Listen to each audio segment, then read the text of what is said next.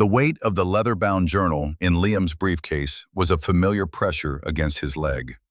It was a dense, tangible thing, a constant reminder of a promise made and a warning given. For 5 years, it had been his silent companion at every excruciating family dinner, every holiday gathering designed to celebrate the Montgomery family's ever-expanding empire, and by extension, his own perceived insignificance within it.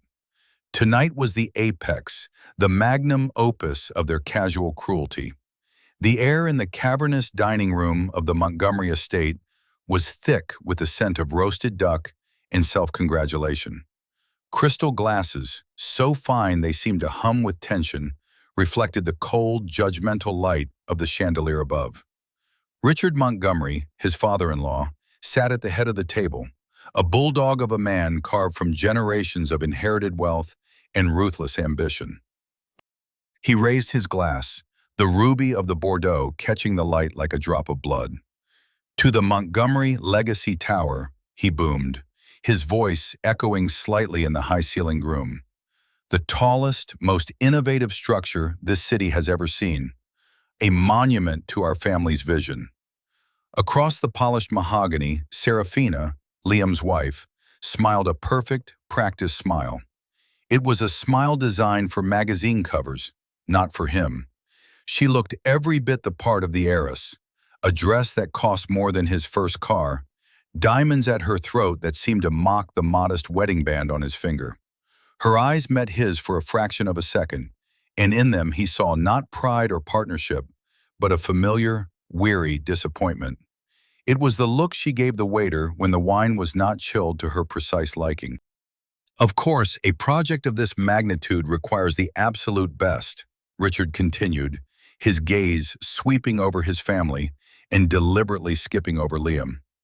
"We've been courting the world's most elusive architect, a true visionary who goes by the name Ethelred.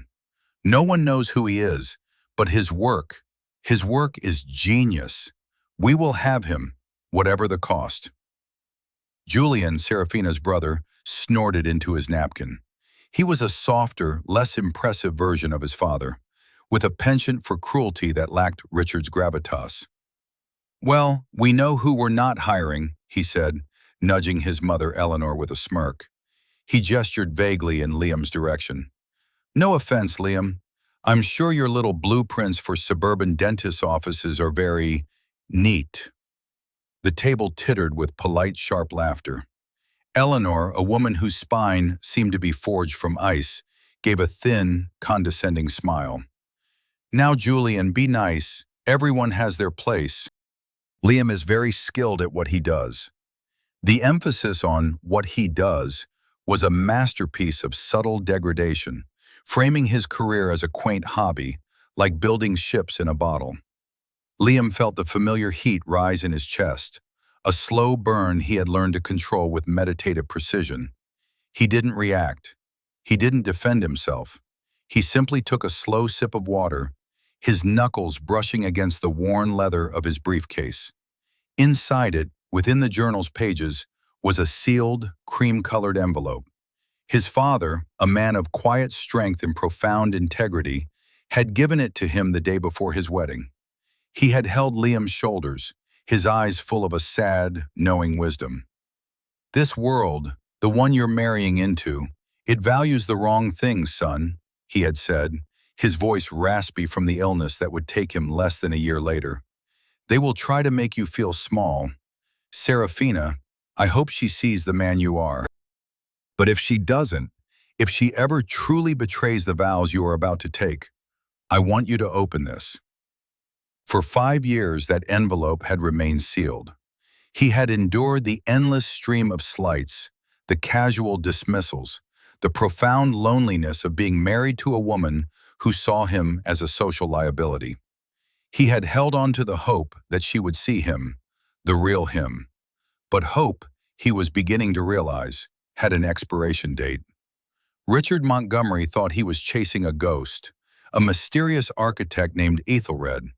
He was confident in his power, in his wealth. What he didn't know was that the ghost he was hunting was sitting right at his dinner table, quietly drinking water, and waiting for the right moment for his world to burn. Within a week, the foundations of the Montgomery Empire would begin to crack, not from an outside force, but from the quiet, underestimated man they had all so carelessly broken. It's a story as old as time, isn't it? The powerful underestimating the quiet, the wealthy dismissing the humble. I have a feeling you know where this is going, and I promise you the destination is worth the journey. If you're enjoying this already, do me a favor and hit that like button and subscribe for more stories just like this one. And just for fun, let me know in the comments where you're watching from. It's always amazing to see how far these stories travel. Now let's get back to it, because the first cut is always the deepest, and Liam had been bleeding for a very long time. The first major incision had come not with a dramatic flourish, but with the quiet cruelty of a gift. It was their second anniversary. Liam had spent weeks designing a beautiful, intricate silver locket for Serafina, its clasp a clever architectural puzzle that opened to reveal two tiny, hand-painted portraits of them on their wedding day. He had presented it to her over a dinner he'd cooked himself, a hopeful, nervous energy thrumming through him. She'd opened the velvet box, her expression unreadable. "Oh," she'd said. It was a flat, empty sound. "It's clever." She set it aside on the table, next to the salt shaker, where it remained for the rest of the meal, a forgotten testament to his effort. Then she'd produced her gift for him. It was a large, glossy brochure wrapped in expensive paper with a ridiculously oversized bow. "I wanted to get you something that would really help you, darling," she'd said, her voice laced with a tone of magnanimous charity. "Something to help you grow." He unwrapped it.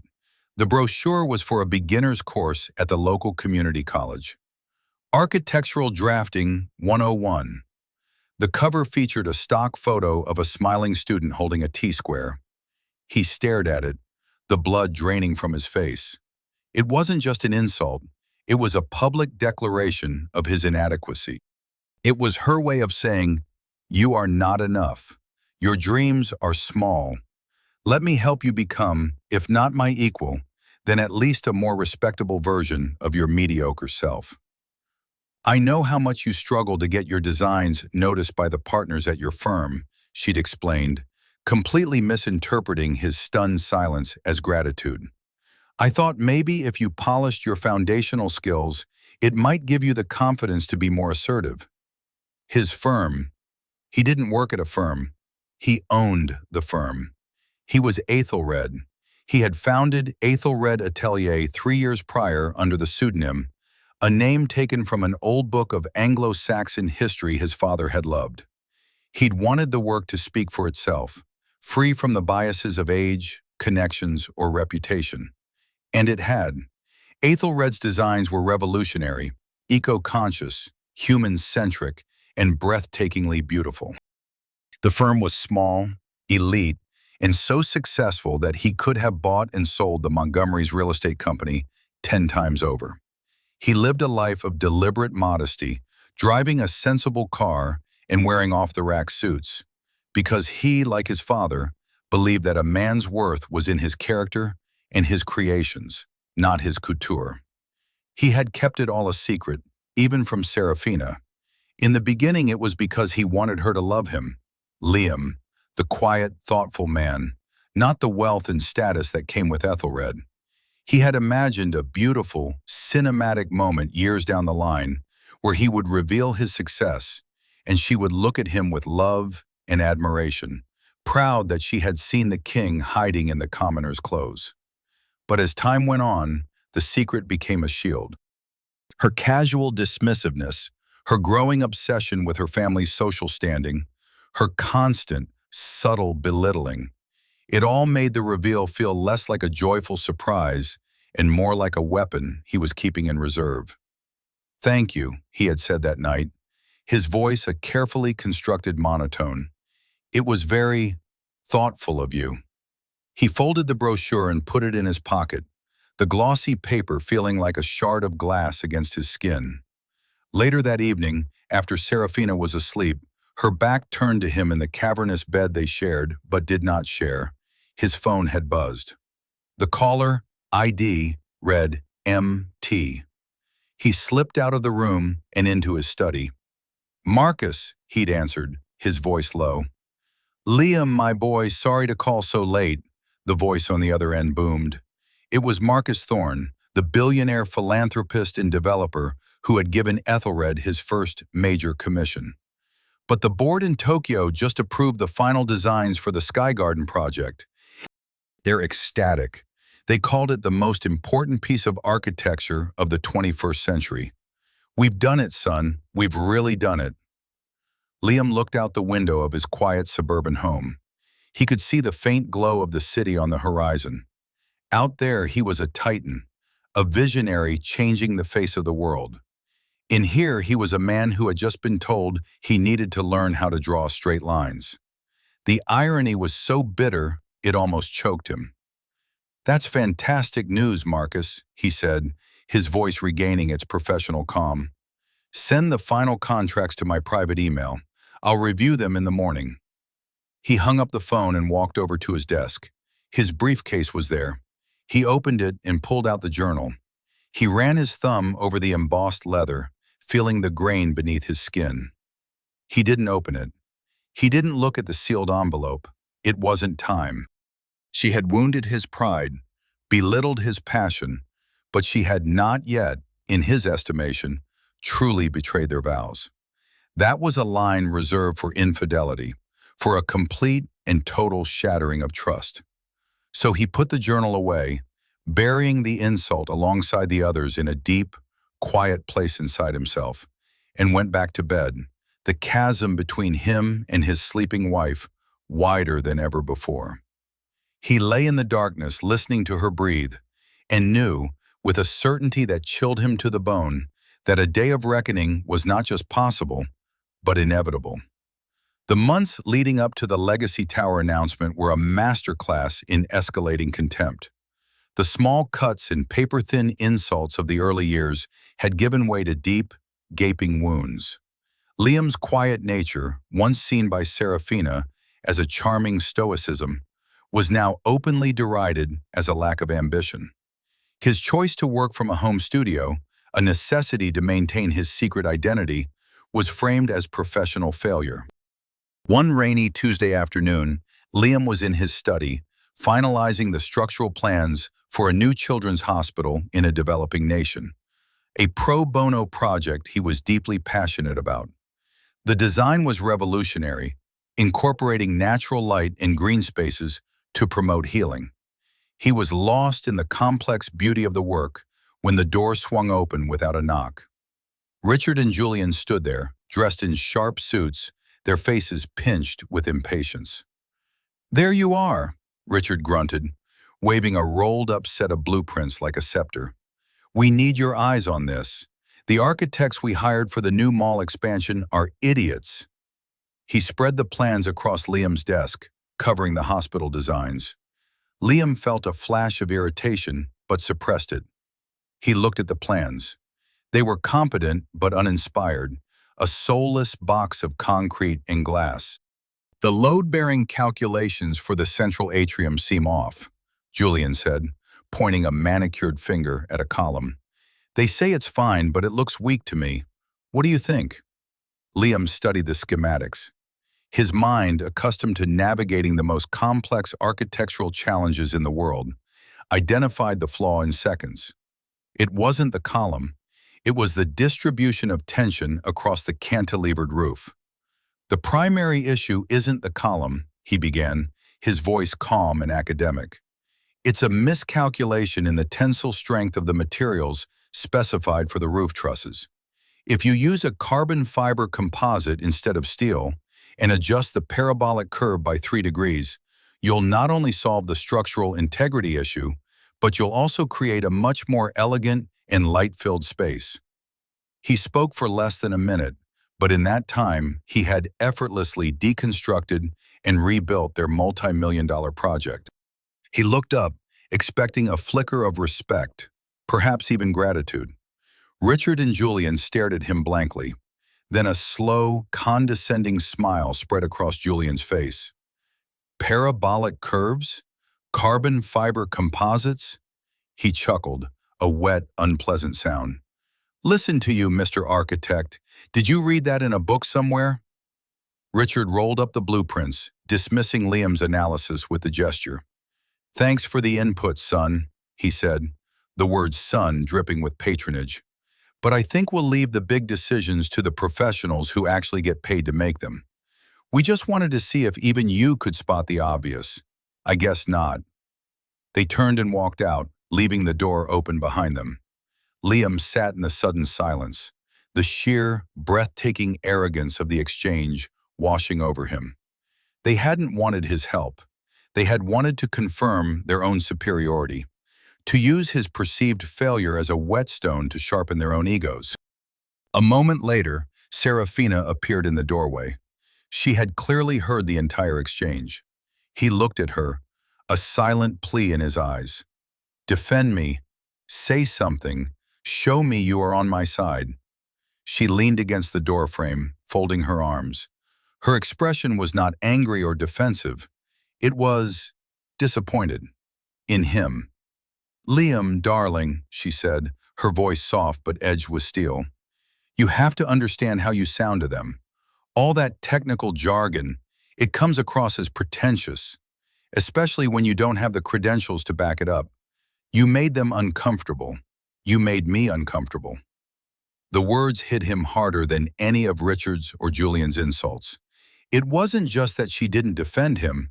She was actively policing his intelligence, asking him to shrink himself to fit into the small box they had built for him.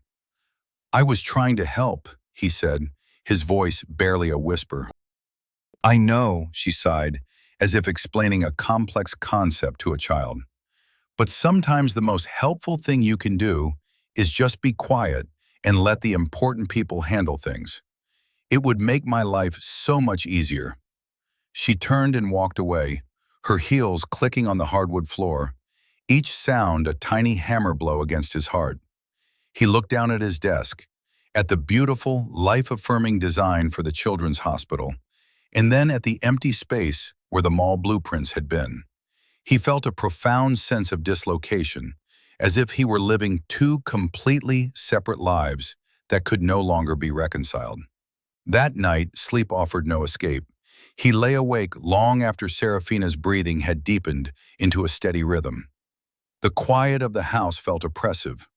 He rose and went to his study, the moonlight casting long shadows across the floor. He didn't turn on the light. He sat at his desk and pulled the leather journal from his briefcase. It felt heavier tonight. He traced the outline of the sealed envelope with his finger. The wax seal was cool and firm beneath his touch. Not yet, a voice inside him whispered. Patience. Patience had always been his strength.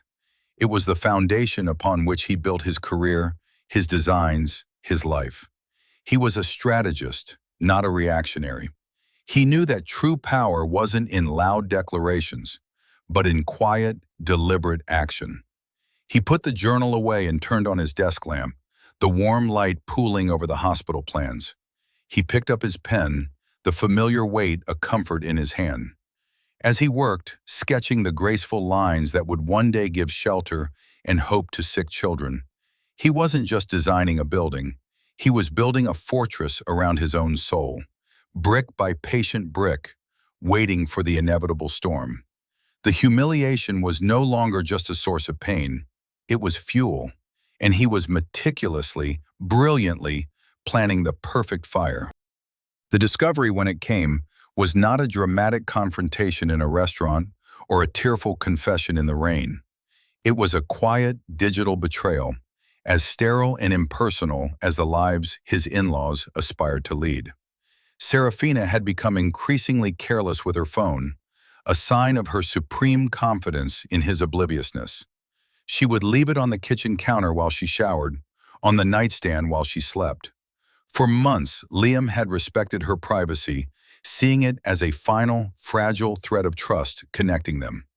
But after the incident in his study, after she had asked him to silence his own mind for her convenience, He knew he had to pull that thread and see what unraveled. One Thursday evening, while she was out at a charity gala with her mother, he picked up the phone. He didn't need to guess the password. It was Montgomery 1, a testament to her predictable, self-obsessed nature. His fingers felt cold and steady as he opened her messages. The evidence was immediate and damning.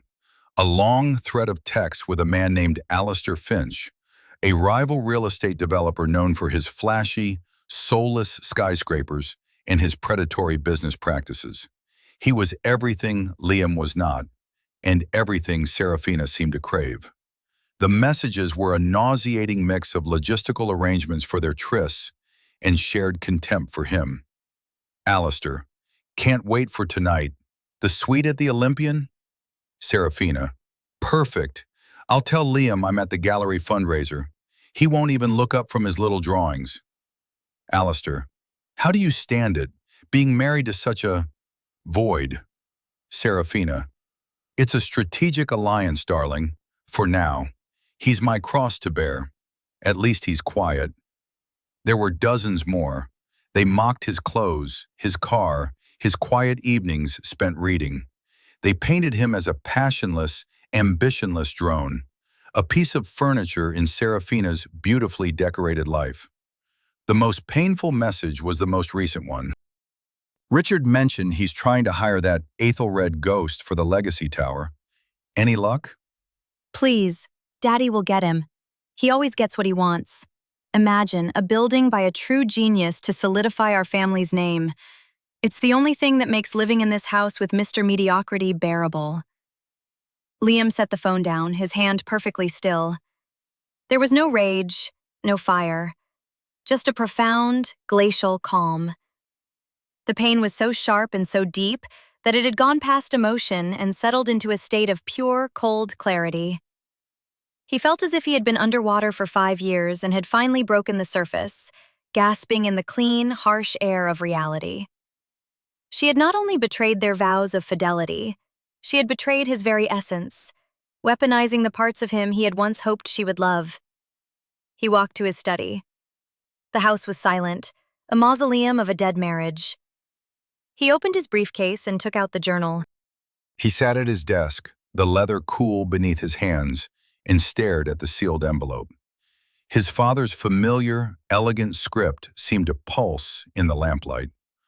Open this when she betrays you.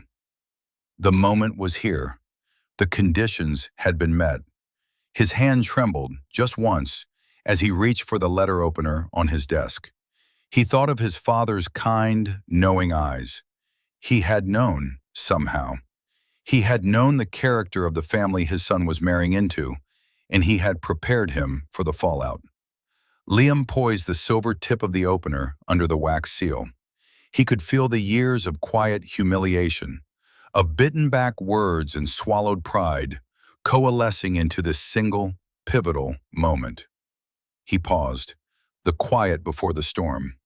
He could hear the faint ticking of the grandfather clock in the hall, each tick a second of his old life falling away. He took a deep breath. The air in the room felt electric, charged with the potential energy of a truth about to be unleashed. He wasn't just opening a letter, he was detonating a bomb that had been ticking silently for 5 long years. He was ending one life and beginning another, but he didn't slide the blade. Not yet. The reveal, the confrontation, it had to be perfect. It had to be a reflection of his own work. Elegant, structurally sound, and devastatingly effective. Opening the letter was the final step, the epilogue. The climax had to come first. He needed to confront them not in the quiet shame of his home, but in the glaring spotlight of their own triumph. He had the location and the time. The unveiling party for Richard's Legacy Tower project was in 3 days. It was to be the social event of the season, a grand celebration of their power and influence. It would be their coronation, and he would turn it into their execution. He placed the journal, envelope still sealed, back into the briefcase. He then turned to his computer and began to type, his fingers flying across the keyboard.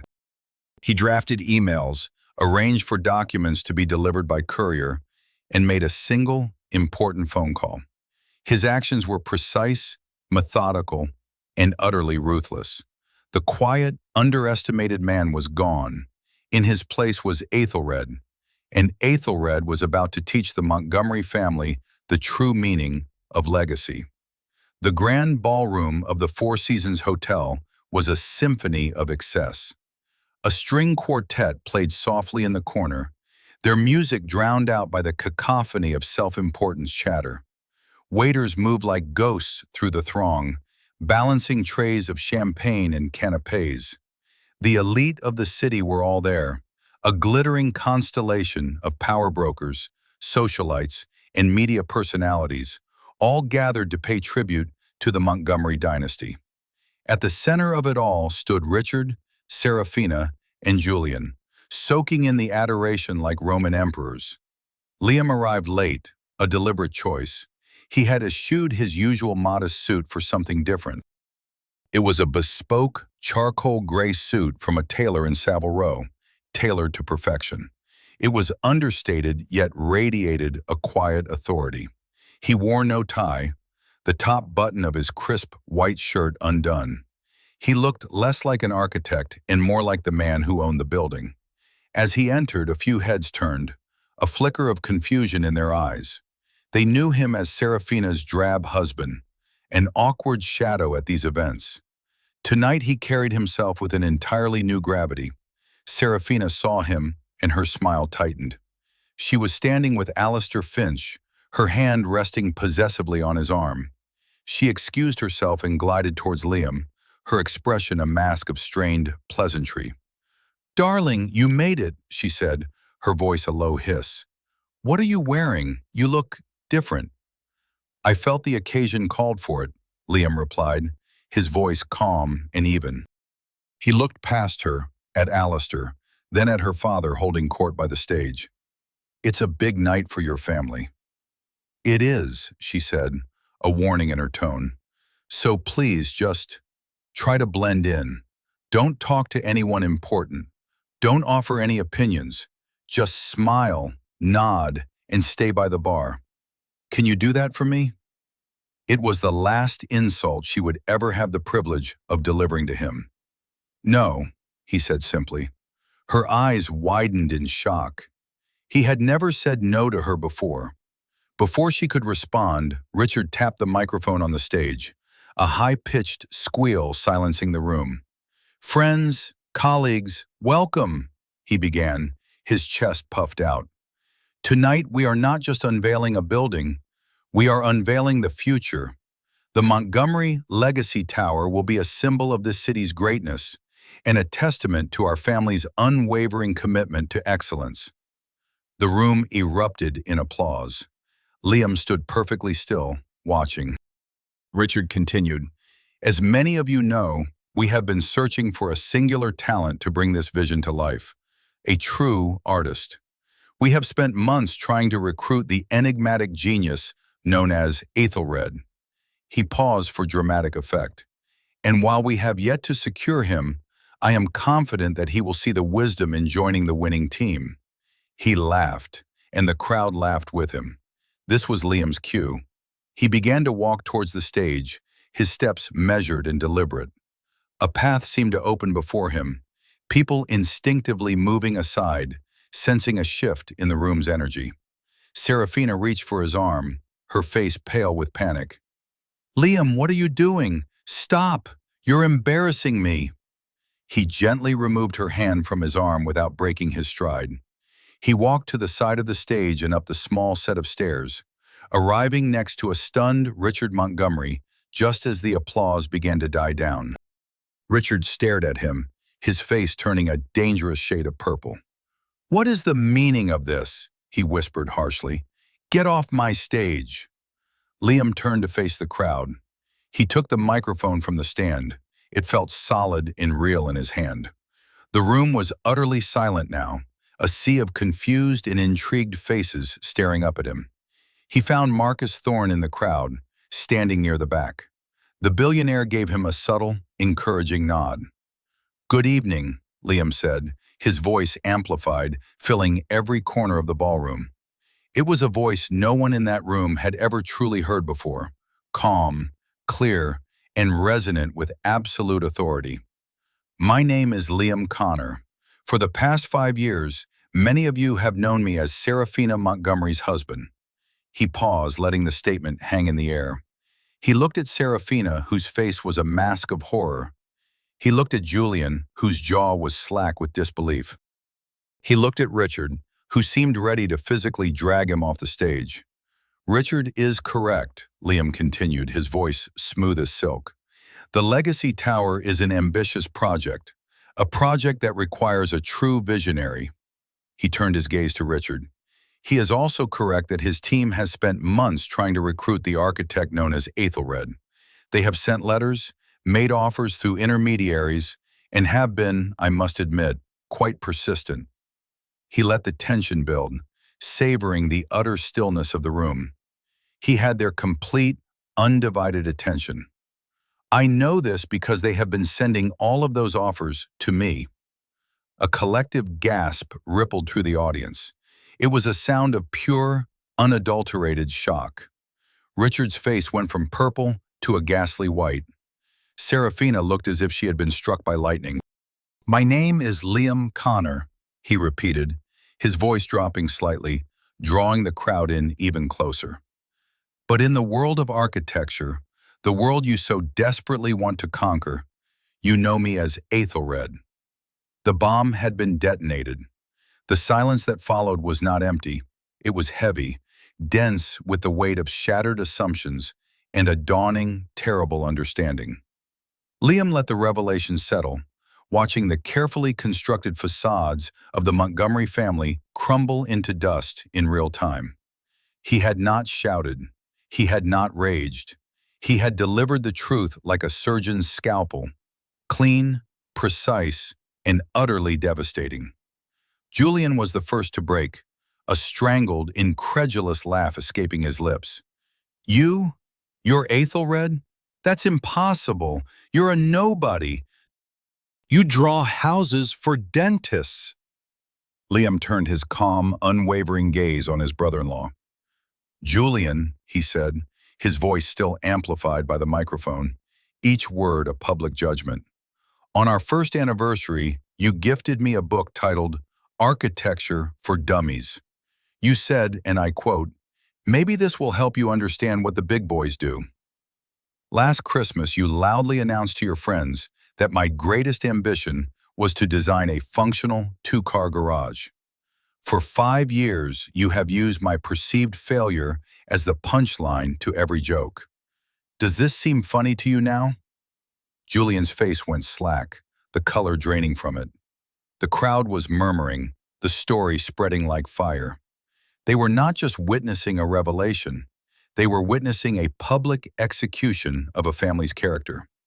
Liam then turned to Eleanor. Eleanor, at a garden party last summer, you introduced me to the mayor's wife as Seraphina's companion. When she asked what I did, you patted my arm and said, "He dabbles in sketches. It keeps him occupied." You have consistently treated my life's work as a child's hobby, an inconvenient, slightly embarrassing detail to be glossed over. Tell me, do the designs for the Kyoto Globe Tower or the Amazonian Biodome qualify as dabbles? Eleanor looked as if she had been slapped, her hand flying to her pearl necklace, her icy composure finally cracking. He saved the worst for last. He turned to Richard, who was standing frozen, a statue of impotent fury. Richard, 3 days ago you came into my office. You threw your inferior blueprints on my desk and asked for my opinion. When I gave it to you, a solution that would have saved you millions and elevated your brutish design, you laughed at me. You told me to leave the big decisions to the professionals. You have been moving heaven and earth to hire Ethelred, the professional you believe can salvage your vanity project. Well, here I am, and my professional opinion is that your legacy tower is an uninspired monument to greed and an architectural blight on this city's skyline. The sheer audacity of the statement sucked the air from the room. No one had ever spoken to Richard Montgomery like that. Finally, Liam's eyes found Seraphina. She was standing near the stage, her face a canvas of disbelief, shame, and a dawning, desperate panic. Alistair Finch had subtly stepped away from her, creating a noticeable distance. "And Seraphina," he said, his voice softening, but losing none of its power. "My wife. You told your lover, Alistair Finch, that I was your cross to bear, that my mediocrity was the price you paid for a strategic alliance. You believed the only thing that could make your life with me bearable was a building designed by a true genius. For 5 years, you have slept next to that genius. You have woken up next to him every morning, and you never once, not for a single second, bothered to see him." He placed the microphone carefully back on its stand.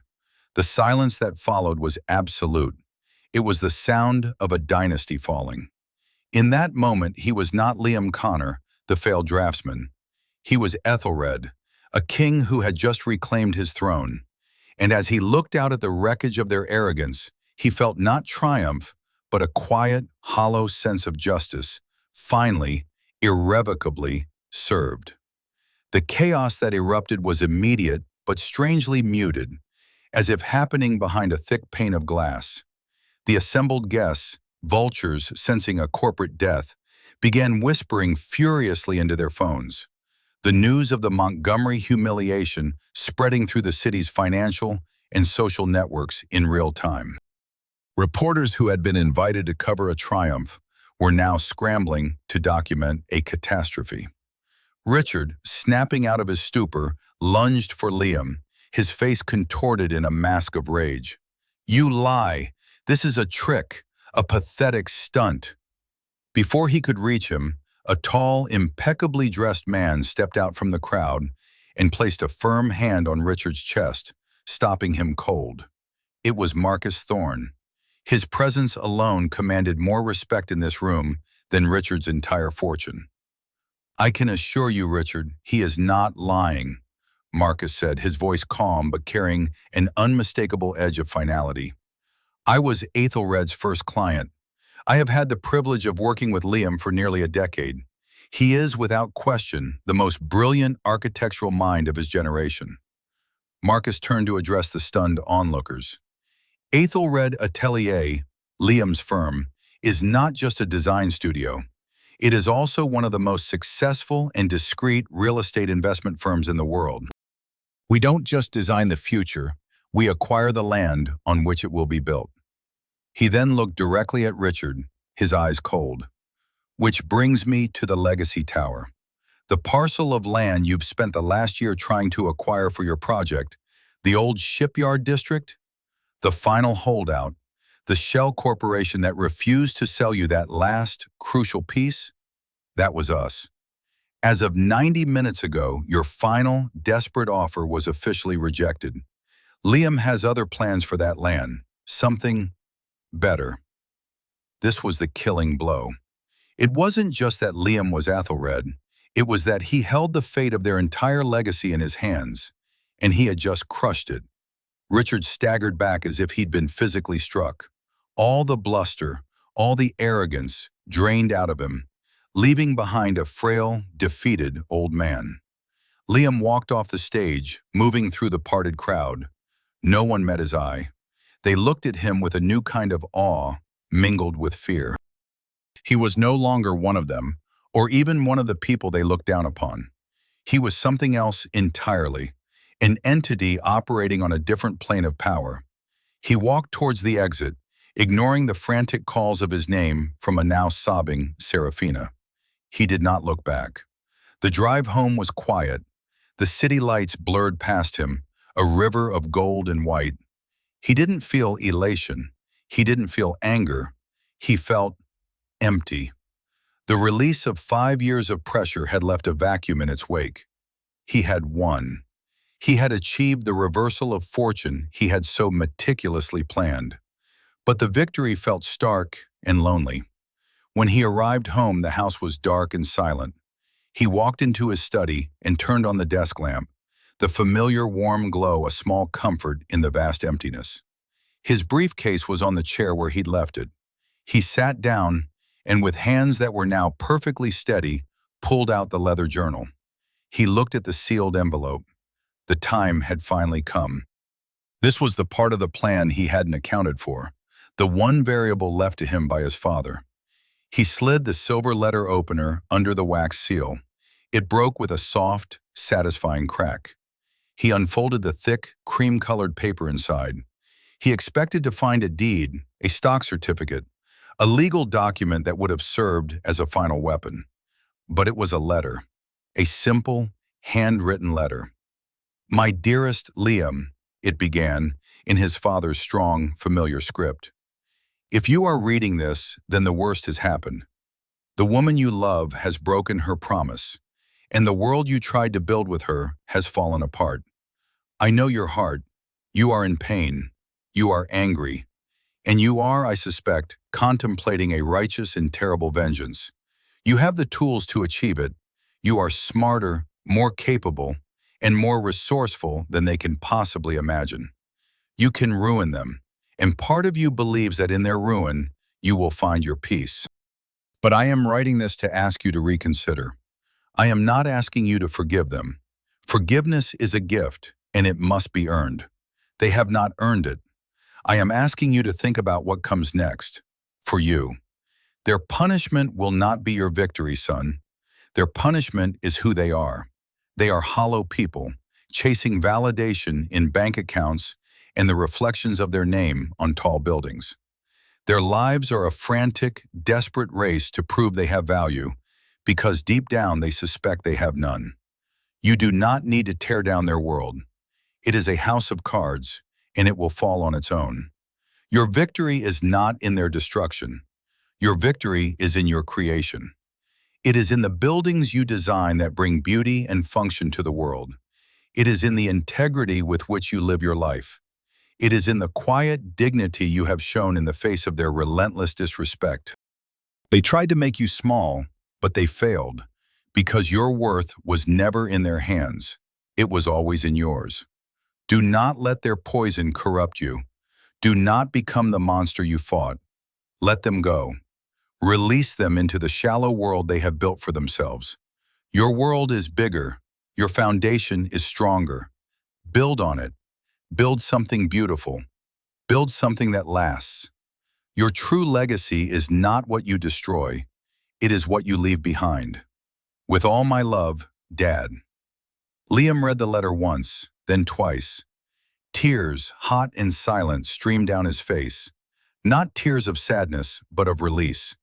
His father, even from beyond the grave, had seen him, had understood the battle raging not just against the Montgomerys, but within himself. The battle between the desire for justice and the temptation of vengeance. His meticulous plan, his public demolition of their family, had it been justice or had it been vengeance? The front door opened and closed softly. A moment later, Serafina stood in the doorway of the study. Her makeup was ruined. Her designer dress looked like a costume. She was stripped of all her armor, and for the first time, she looked small. "Liam," she whispered, her voice broken. I didn't know. I am so sorry." He looked at her, at the woman he had once loved so deeply, and felt nothing. No anger, no pity, just a vast, empty distance. He folded his father's letter and placed it carefully on his desk. "Sorry for what, Serafina?" he asked, his voice quiet. "Are you sorry you cheated on me? Or are you sorry you cheated on Ethelred?" She flinched, the question hitting its mark. She had no answer, because they both knew the truth. "It's over," he said. It wasn't an accusation. It was a statement of fact, as simple and solid as a foundation stone. He stood up, walked past her without a word, and went upstairs to pack a bag. He was done tearing down. It was time to build. The months that followed were a study in divergence. Liam's world expanded, while the Montgomerys' world contracted until it was little more than a prison of their own making. The fallout from the gala was swift and brutal. Richard Montgomery became a pariah in the business community. His partners pulled out of deals, his lines of credit dried up, and his company, once a titan, began to hemorrhage money.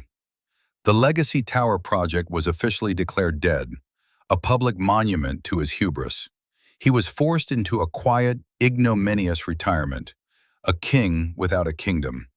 Julian, stripped of his unearned authority and family safety net, found himself unemployable. His reputation as an arrogant fool was now cemented. The last Liam heard, he was selling luxury cars at a dealership in a neighboring state, a job that required the kind of fawning deference he had once demanded from others. It was a fitting, poetic justice. Eleanor's social life evaporated. The invitations stopped coming. Her friends, creatures of status and power, abandoned her as swiftly as they had once flocked to her side. She was left with nothing but her icy mansion and her tarnished name. Serafina's fate was perhaps the most tragic. She lost everything she had ever valued. The divorce was quick and quiet. Liam asked for nothing but his freedom. He left her the house, the cars, the accounts, the material things she had built her life around. But without the Montgomery name to prop her up, and with the stain of her public humiliation, she found that the things themselves were worthless. Alistair Finch had dropped her the night of the gala. Her friends whispered behind her back. She was adrift in the shallow world she had so prized, a ghost of her former self. Liam, meanwhile, was building. He moved out of the sterile suburban house and into a penthouse apartment overlooking the city, a space he designed himself. It was minimalist, warm, and filled with light. His work flourished. Freed from the burden of his secret, Aethelred Atelier became the most sought-after firm on the planet. Governments and corporations vied for his attention, but he became more selective, choosing projects that aligned with his father's advice. Projects that were beautiful, that served a purpose, that would last. His grand project, the one plan for the shipyard district Richard had so coveted, was unveiled. It wasn't a corporate tower. It was the Thorne Connor Institute for Sustainable Design, a combination of a public park, a research facility, and a tuition-free university for the next generation of architects and engineers. It was a gift to the city, a true legacy. One afternoon, about 6 months after the divorce, he received a letter.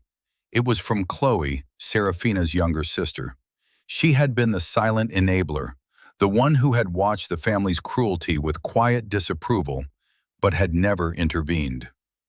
"Dear Liam," the letter read, "I know I have no right to ask for your forgiveness. I stood by and said nothing for years, and my silence made me complicit. I am truly sorry for that. Watching my family's downfall has been difficult, but it has also been clarifying. They built their lives on a foundation of sand, and you were the tide that came in. I'm not writing to make excuses for them or for myself. I'm writing to thank you. You showed me what true strength looks like. It isn't loud or arrogant. It's quiet, patient, and uncompromising in its integrity. I've decided to leave the family business. I'm going back to school to become a teacher. I want to build something real too. I wish you all the peace you so richly deserve." Liam folded the letter. It was the first sign of hope, a small green shoot growing in the rubble of the Montgomery Empire. Redemption, he realized, wasn't about being forgiven by those you had wronged. It was about forging a new path based on a better understanding of yourself. Chloe had a chance. The others, he suspected, did not. He did not become vindictive or cruel. He simply moved on. He focused on his work, reconnected with old friends, and found joy in the simple, quiet moments of his life. He kept his father's letter on his desk, not as a reminder of his pain, but as a constitution for his new life. Your true legacy is not what you destroy, it is what you leave behind. The story of Liam and the Montgomerys became a quiet legend in the city, a modern fable about hubris and humility, about the difference between perceived value and true worth. Liam, a man who had never sought the spotlight, had inadvertently become a symbol of integrity. He had proven that the strongest structures are built not with steel and glass, but with character and patience. He had weathered the storm and had come out the other side, not unscathed, but whole. One crisp autumn evening, Liam stood on the balcony of his apartment, looking out at the glittering expanse of the city he was helping to reshape. In the distance, the construction site for the Institute was lit up, cranes moving like graceful prehistoric birds against the twilight sky. It was beautiful. It was real. It would last. He had faced the ultimate betrayal, and instead of letting it break him, he had used it as a catalyst to build a better life, a better world. He had not only reclaimed his name, he had redefined the very meaning of success. He was at peace. And so we come to the end of Liam's journey. It's a powerful reminder, isn't it? That true worth isn't measured by the brand of your suit, the size of your house, or the name you carry. It's measured by the strength of your character, the depth of your integrity, and the quiet dignity with which you treat others. The Montgomerys believed that power was about control, about making others feel small to elevate themselves. But Liam, or Aethelred, understood the truth. Real power is about creation, not destruction. It's about building a legacy of value, not a monument to vanity. What do you think? Was Liam's public takedown an act of perfect justice, or did it border on vengeance? Let me know your thoughts in the comments below. It's a complicated question, and I'm always fascinated to hear your perspectives. This story really struck a chord with me, and if it did with you too, please don't forget to give this video a thumbs up and subscribe to the channel for more stories that make you think and feel. Thank you for spending this time with me. Until next time, remember to be the architect of your own life and to build with kindness, integrity, and a foundation that can never be shaken.